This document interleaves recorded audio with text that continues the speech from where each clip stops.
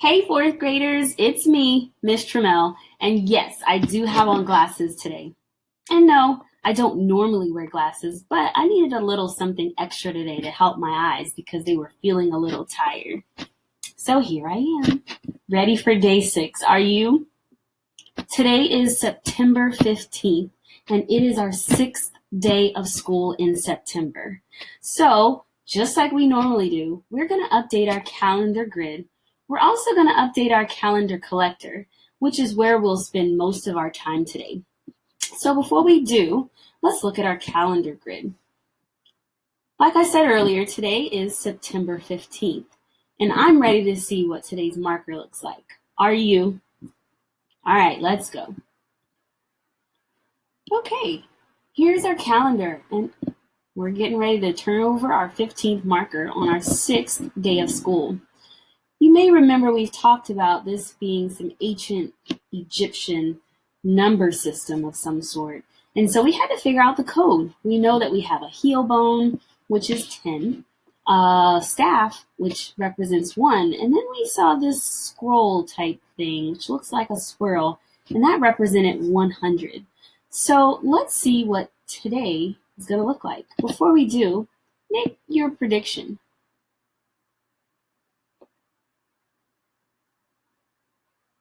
Right. What do you think? It's going to have a scroll? Yeah. How many heel bones? How many staffs? Guess we should find out. Is that what you thought? Scroll, 6 heel bones, and 5 staffs? That's interesting because early on our pattern showed that we had the same amount of heel bones as we had staffs, but now it's changed up a little bit. So we're going to add this to our calendar observation chart. Last time I told you guys I would update it because our pattern was that it looked like we were counting by what? Do you remember? Right, 11. So with a scroll and 4 heel bones and looks like 3 staffs, that's 100 plus 40 plus 3, which was 143. And then we had 154, which does follow our adding 11 rule. So for today, which is the 15th, we had a scroll, 6 heel bones, and remember each heel bone represents 10, and 5 staffs. So what is the modern number?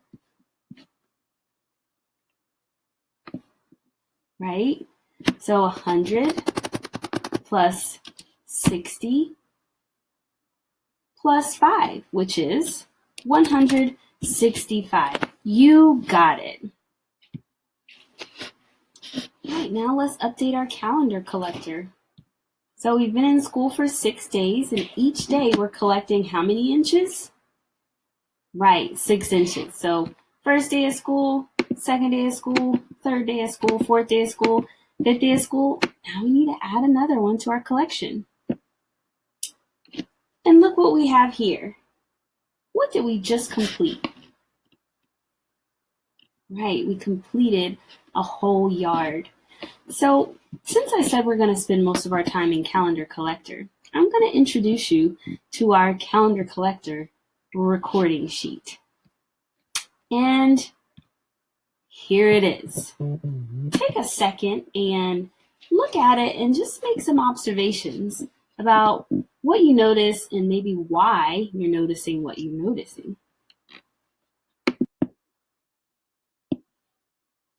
Okay, so what are you noticing?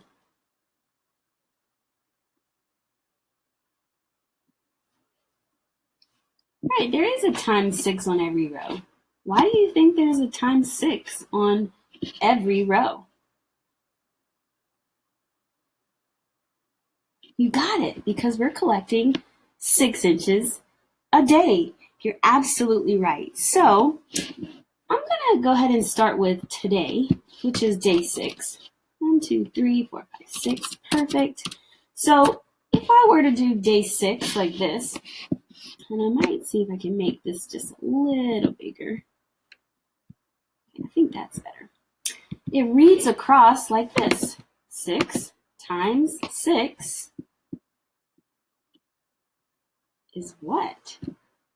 So we have 6 days times 6 inches we're collecting each day, which is going to leave us with how many inches?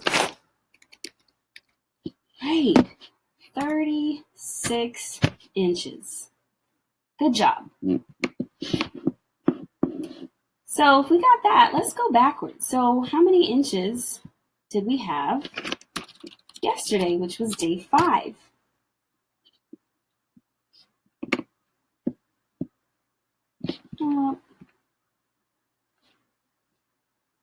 Right, 5 times 6, which is 30 inches. Good job. All right, let's keep going. So here we have day 4. I'm going to go ahead and make it bigger here. So how many inches for day 4? Good. 24. Okay, so then we have day 3. How many inches? 18, right? Day 2.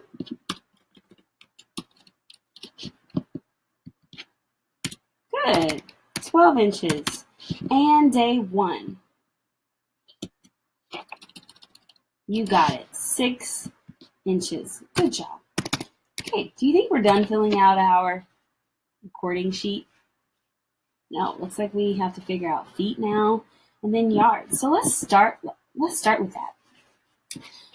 How many feet did we have on our very first day when we filled in our first collection of 6 inches? And if you don't remember, or if you need some help thinking about it, let me go back to that slide. Here's a foot, and here was our 6 inches. So if I was to convert that to feet, how many feet do I have?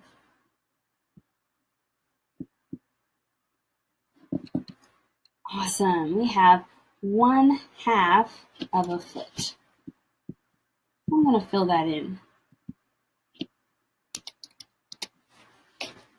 1/2. All right. So then on our second day, when we had 12 inches, how many feet was that? You got it. A whole foot. 1/2 plus 1/2 is 1 whole. Great job. Let's see if we can fill in the next few fairly quickly. Okay, moving on to day 3. 18 inches. How many feet?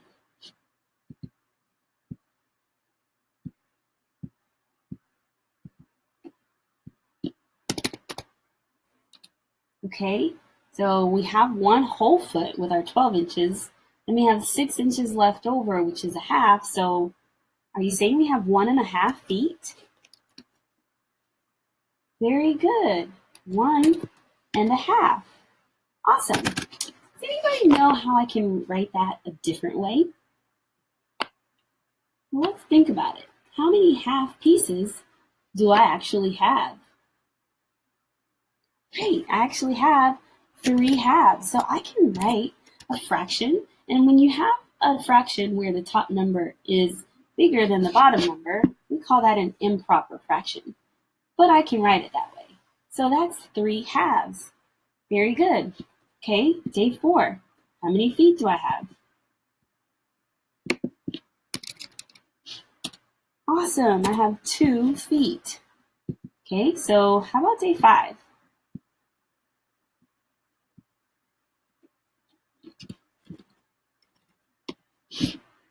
Right, I had 2.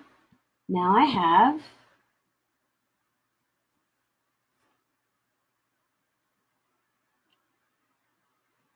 2.5. You got it. 2.5. Okay, that brings us to today. And we kind of already talked about this. When you have 36 inches and we completed our whole yard long collection, Or how many feet are in a yard? Right. So now we have 3 feet. Are we done now? No. Now we have to think in terms of yards. Okay, you guys can do it. I know you can. So let's start back with day 1. So if I have a half of a foot, and we know that there are 3 feet in a yard, well, what fraction of a yard is 6 inches? And let's go back to our collector again, where we're just zoomed out just a little bit. Remember, our 6 feet or 6 inches looks a little bit like this in real life. Remember that? About the size of your palm. And 1 foot looks like this. And a yard would be 3 of these. Okay? So if I have 1 here, how many would it take me to fill up a whole yard? Did you say 6? How'd you get 6? Oh, because there are 2 6 inches on each foot. You're right. So if I'm only talking about 1 of those pieces out of the 6 pieces we would need of 6 inches to fill up a whole yard, well, what fraction does that represent? Yeah, it represents 1/6. Good job. So I'm going to write that. I have 1/6 of a yard. Okay, so what if I have two 6-inch pieces, which is 12 inches? How would I write that as a fraction of a yard?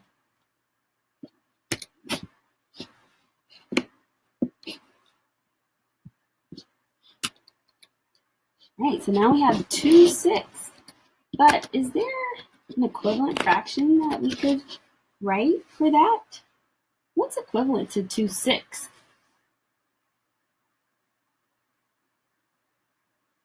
Right, I have 2 1/6 size pieces. We know that there are 3 feet in a yard. Let's look at it again. So in this case, we're talking about having 2 of these, right? And I want to know what fraction 2 of these is in relationship to a yard. And a yard is 1 whole, or 3 feet, which is all of these put together. Did you say 1/3? You got it. Very good. So I'm going to put both fractions here, 2/6 and 1/3. They are equivalent fractions. Okay, do you think we're ready for 3 6-inch pieces? What fraction of a yard is it? Right, so 1 6-inch piece. Ooh, and I realized I made a mistake here. Let's fix that. 1 6-inch piece is 1/6. So if I have 3 of those 6-inch pieces, then I have 1/6 plus 1/6 plus 1/6. You're right. Which gives me what though? Aha, 3/6. Yeah. So does anybody want to tell me what an equivalent fraction is for 3/6? Equal sign here. What is an equivalent fraction for 3/6? Yeah, 1/2. Good job. You guys are on a roll today. So we're almost done filling in our observation chart, which we will fill in every day from now on. So we're on our 4th day. How many yards is that, or what fraction is that? Since it's not a whole yard, is it? No, not yet. So what fraction? Right, we have 4 1/6 size pieces, which would give us, you got it, 4/6. Wait, what's that? You mean we have 2 sets of 2/6? Yeah, we do. Let me show you what I mean by that. So here we have 2/6, And they're saying that we have another 2 6, so 2 6 plus 2 6, which gives us 4 6. You're right. But since I'm looking at the yard, and we said that one of these rows was 1/3, can we figure out what an equivalent fraction is for that? Right, 2/3. So 4 6 and 2/3 are equivalent. Let's fill that in there.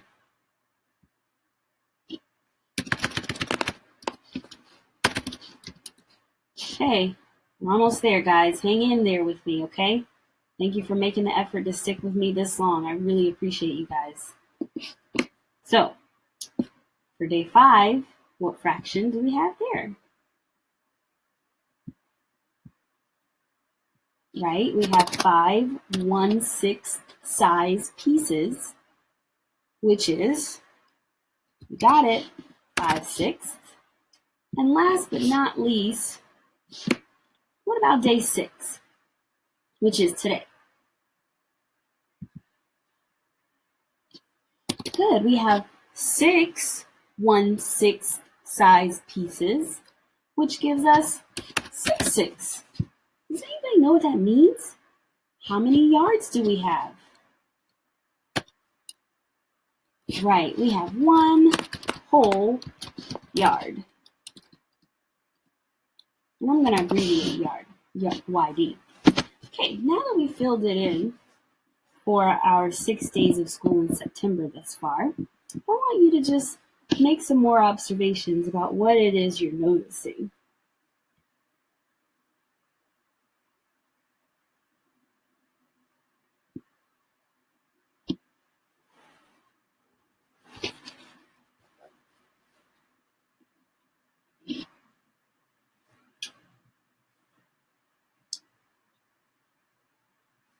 All right, I have some questions for you, because this month and even the months to come, we are going to use our knowledge of multiplication to make some multiplicative comparisons, and also to convert units between one unit and a larger unit, or a larger unit and a smaller unit. So I'm going to give you some examples, and I want you to think through these and pause the video as needed so that you can have as much time as you need to kind of think through and figure out the answer to the problem. Here's the first one. There's a student, and his name, I'm just going to call him Bob. Bob is 2 feet tall.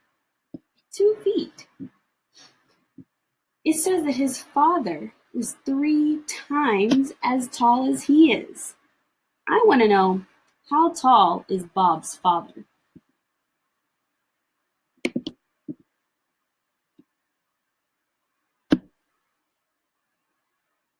Right, so Bob is 2 feet. His dad is 3 times as many feet as he is. So how tall is his father? Good. 6 feet. 2 feet times 3, because he's 3 times as tall, is 6 feet. You got it. Let's try another one. Sarah's backyard is 50 feet long. It's a pretty big backyard, do you think? Well, it says that the backyard is 5 times as long as her garden. I'm going to say that again. Sarah's backyard is 50 feet long, and her backyard is actually 5 times as long as her garden. So, how long is her garden? What operation do you think we could use to figure that out?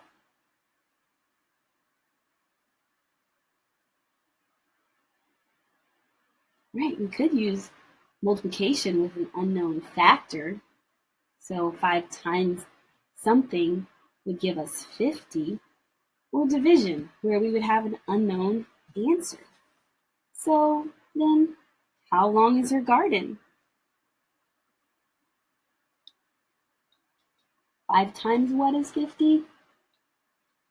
5 times 10 is 50. So how long is her garden? 50 feet. Good job. Let's do one more. A baby blue whale is about 20 feet long. Wow, I'm only 5 feet. So a baby whale is much taller than I am. Let's get back to it. Okay, a baby blue whale is 20 feet long. Its mother is 4 times as long. How long is the mother blue whale?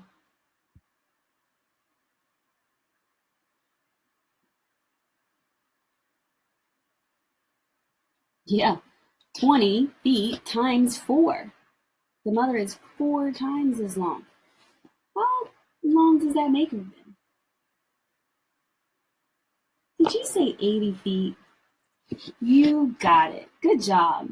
All right, so like I said earlier, what we did today with our calendar collector recording sheet, where we figured out how many inches we had and how many feet does that mean, and then how does that translate to yards.